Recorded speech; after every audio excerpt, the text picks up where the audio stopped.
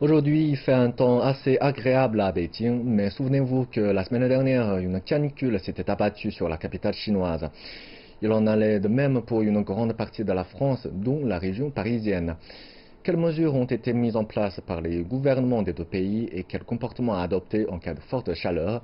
Nous faisons le point avec nos journalistes Zhang Shanhui et Ma Huiyuan. Bonjour. Bonjour Zhang Shanhui.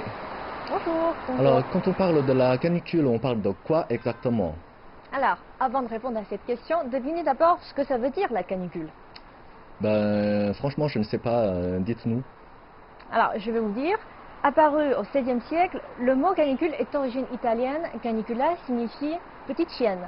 Depuis, ce nom a été attribué à l'étoile la plus brillante de la constellation du Grand Chien. Cette étoile se lève et se couche avec le soleil du 22 juillet au 22 août, une période de forte chaleur. Aujourd'hui, la définition de canicule signifie plutôt un niveau de très forte chaleur aussi, donc supérieur à 30 degrés le jour et la nuit supérieure à 20 degrés, pendant au moins 3 jours consécutifs. Mais attention, les seuils ne sont pas tous pareils dans chaque région. Pourtant, déjà au mois de juin de cette année, en Europe et surtout en France, on a enregistré plusieurs épisodes de canicule marqués par les phénomènes exceptionnels et surtout sa précocité. Les températures sont partout plus élevées que d'habitude. Par exemple, selon Météo France à Paris, la température maximale de ce mois de juin est largement supérieure à la moyenne pendant 30 ans de 1980 à 2010. La température a même atteint 36,5 degrés le 29 juin. À Lyon, la situation est similaire jusqu'à 38,4 degrés pour le 27. Et ce n'est pas tout. Un nouveau record national absolu de température a été établi le 28 juin dans une petite ville à l'ouest du Gard, dans le sud de la France. Les températures ont atteint 45,9 degrés, dépassant ainsi le record établi en 2003, une année meurtrière qui a enregistré 15 000 morts. Très bien, merci Zhang Shanhui. Et Ma Huiyuan, bonjour. Oui. Bonjour. Dites-nous quelle est la situation en Chine et est-ce qu'il faisait aussi chaud qu'en France la semaine dernière? Heureusement, il a plu sur Beijing les 3 derniers jours et aujourd'hui le ciel est un peu nuageux et il fait moins de 30 degrés. Mais en fait, Beijing a subi plusieurs vagues de chaleur depuis mai. Le Centre météorologique de Chine a émis le 21 mai la première alerte jaune de cette année, suite à l'annonce d'une température supérieure à 35 degrés entre le 22 et 25 mai.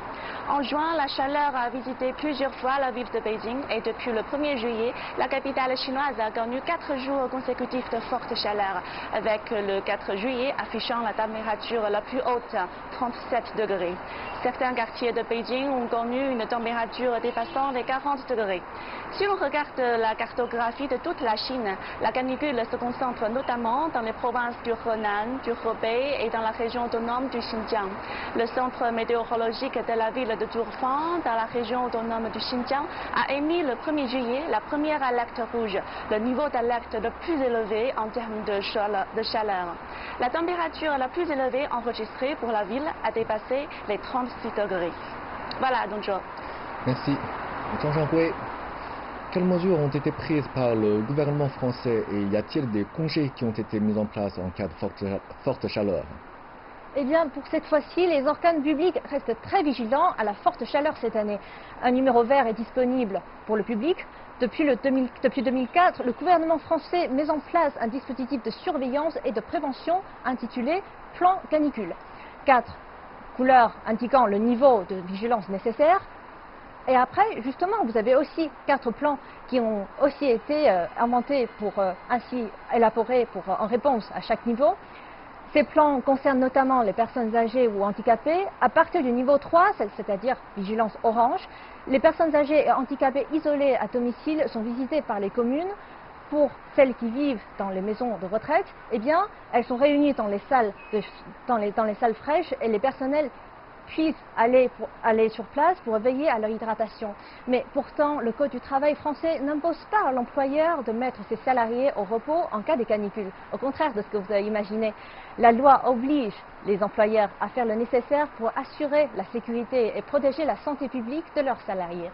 En cas de vague de chaleur, ils doivent mettre à disposition des travailleurs de l'eau fraîche et bien sûr potable pour leur santé. Et Ma Huiyuan, côté chinois, quelles sont les mesures prises par les autorités pour faire face à la forte chaleur?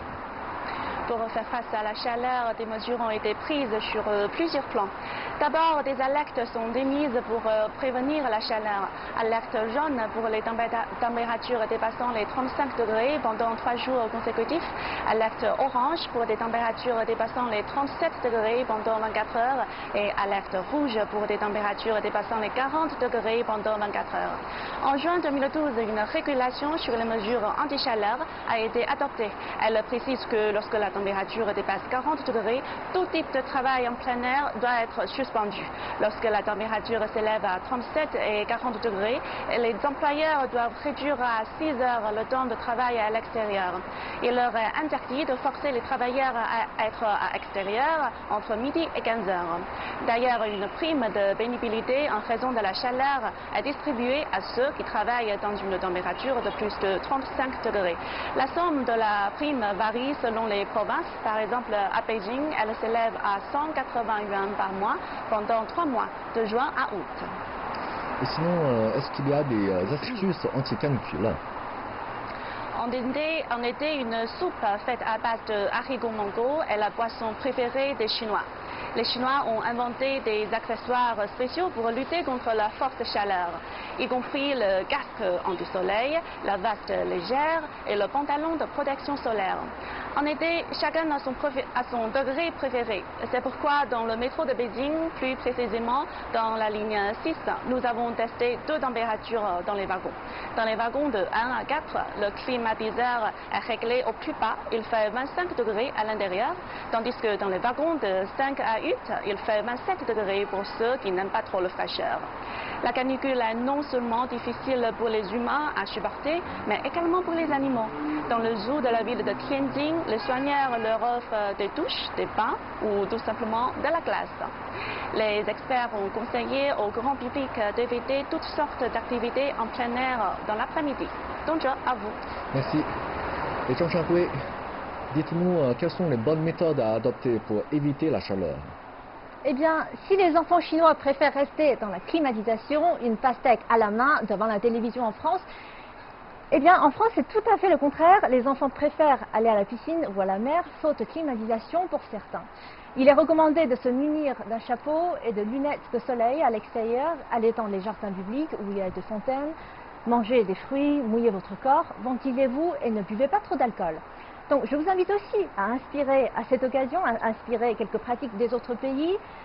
Par exemple, en Algérie, le gouvernement a changé les horaires de travail pendant le mois d'août. Dans plusieurs wilayas du sud, c'est-à-dire dans plusieurs provinces dans le sud, les horaires sont fixés de 6h à 13h pour le mois d'août. À New York, dans le Bryant Park, les soirées de films sont proposées gratuitement et régulièrement au public au coucher du soleil. Les spectateurs peuvent se poser sur la grande pelouse pour profiter d'une soirée d'été en plein air. De quoi vous inspirer. Merci Zhang Shanghui, merci à toutes vous deux pour les explications. Merci.